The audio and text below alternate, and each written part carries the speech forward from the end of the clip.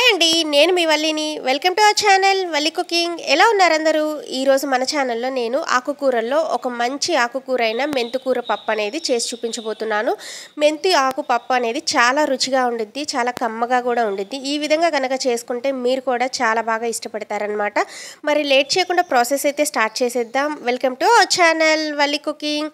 ఈరోజు మన వల్లి కుకింగ్ ఛానల్లో నేను చేస్తున్న ఈ మెంతాకు పప్పు కోసం ముందుగా నేను ఒక మందపాటి గిన్నె తీసుకొని ఒక గ్లాస్ కందిపప్పు అయితే నానపెట్టుకున్నాను. ఇలా కడిగి మంచిగా నానపెట్టుకున్నాను అనమాట.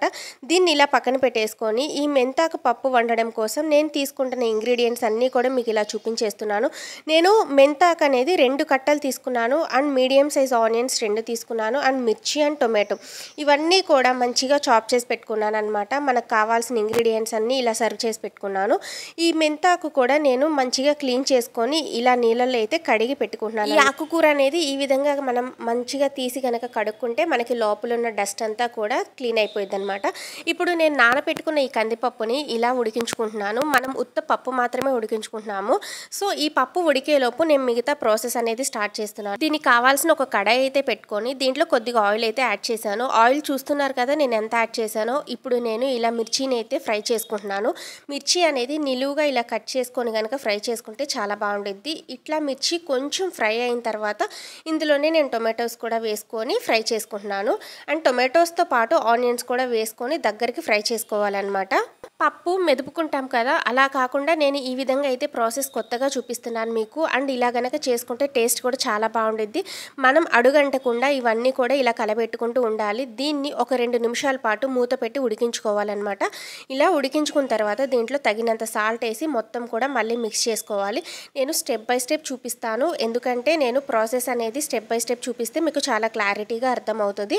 నేను ఇప్పుడు సాల్ట్ వరకు యాడ్ చేసి బాగా దగ్గరికి కుక్ అయిన తర్వాత నేను మళ్ళీ ఒకసారి చూసుకున్నాను, ఎందుకంటే మనకు అడుగంటకుండా చూసుకోవాలి కాబట్టి. ఇందులోనే నేను కొద్దిగా పసుపు యాడ్ చేసి 1.5 టేబుల్ స్పూన్ కారం కూడా వేసుకొని ఈ మొత్తం కూడా మిక్స్ చేసేసుకుంటున్నాను.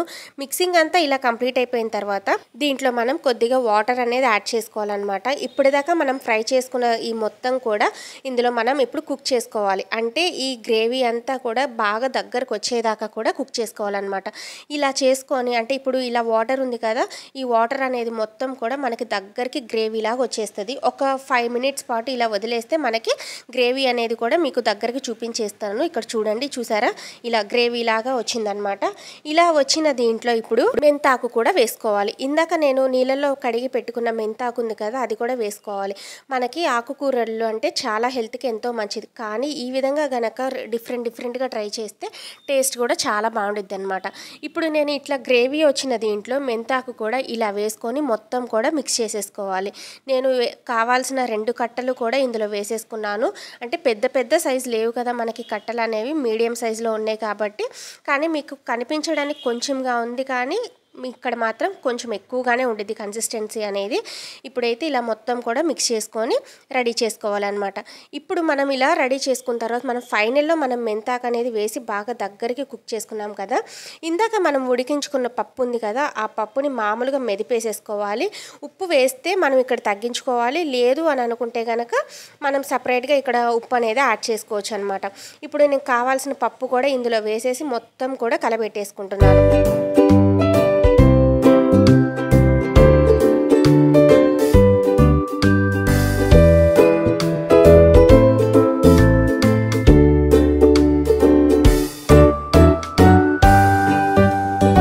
మనం మంచిగా మిక్స్ చేసుకొని కన్సిస్టెన్సీ మంచిగా వచ్చిన తర్వాత ఇందులో మనం తగినంత ఉప్పు అయితే యాడ్ చేసుకొని కొద్దిగా చింతపండు గుజ్జుని అయితే ఇలా వేసుకుంటున్నాను.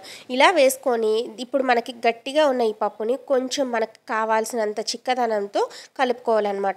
ఇందాక నేను మీకు పప్పు మామూలుగానే చూపించాను, నేనైతే సపరేట్గా ఉప్పు అయితే యాడ్ చేసుకోలేదు. నేను కావాల్సిన ఇంగ్రీడియంట్స్ అన్నీ చేసే ప్రాసెస్ అంతా కూడా మీకు ఇక్కడే చూపిస్తున్నాను అనమాట. సో ఇలా కనుక మీరు కూడా ట్రై చేస్తే పప్పు చాలా బాగుంటుంది. అండ్ మెంతాకు పప్పు అనేది ఇంకా బాగుంటుంది అనమాట. అండ్ ఆకుకూరల్లో మనకి మెంతాకు అనేది తినటానికి చాలా కమ్మగా ఉండిద్ది. సో ఇప్పుడు మనం ఇలా రెడీ చేసుకున్నాం కదా, దీన్ని ఇప్పుడు మనం పోపు పెట్టుకోవాలన్నమాట. ఇప్పుడు మనం ఏంటంటే ఈ పప్పుని పోపు పెట్టుకోవడం కోసం నేను ఒక గిన్నె అయితే పెట్టుకున్నాను. దీంట్లో కొద్దిగా ఆయిల్ వేసుకున్నాను.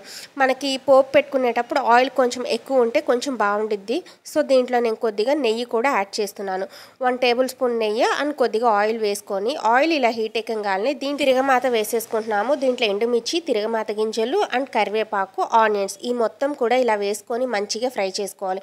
ఇందులో మనం కొద్దిగా ఇంగువ అనేది కూడా యాడ్ చేసుకొని మనం మొత్తం మంచిగా మిక్స్ అయిన తర్వాత మనకి కొద్దిగా అంటే గోరువెచ్చగా ఉన్నప్పుడే మనం ఈ పప్పు అనేది ఇందులో వేసేసుకొని మొత్తం కూడా కలబెట్టేసుకుంటే కనుక కన్సిస్టెన్సీ చాలా బాగుంటుంది. ఫ్లేవర్ పక్కకు పోకుండా ఉండటం కోసం నేనైతే ఇలా మూత పెట్టేసి ఒక 2 నిమిషాల తర్వాత మళ్ళీ ఓపెన్ చేసి ఇందులో మనం కొద్దిగా కొత్తిమీర అయితే యాడ్ చేసుకుంటే కనుక ఇంకా బాగుండిద్ది అనమాట. సో ఇప్పుడు నేనైతే ఇలా రెడీ చేసుకున్న ఈ పప్పుని ఇప్పుడు కొత్తిమీరతో గార్నిష్ చేసేసుకున్నాను.